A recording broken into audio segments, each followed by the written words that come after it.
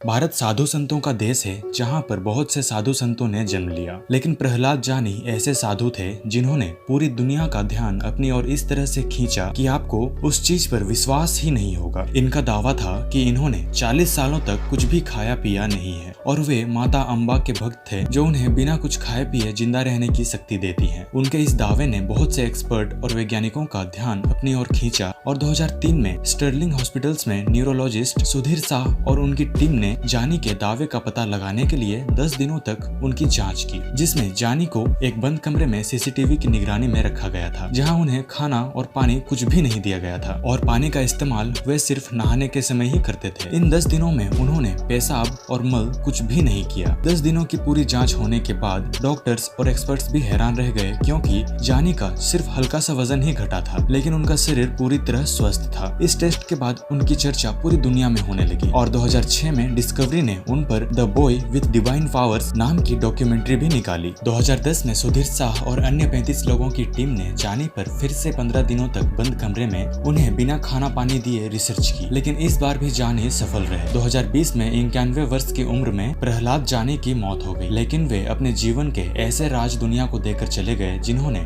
Doctors, वैज्ञानिकों और लोगों को हैरान कर दिया था और उनके इस रहस्यों को कोई भी आज तक सुलझा नहीं पाया।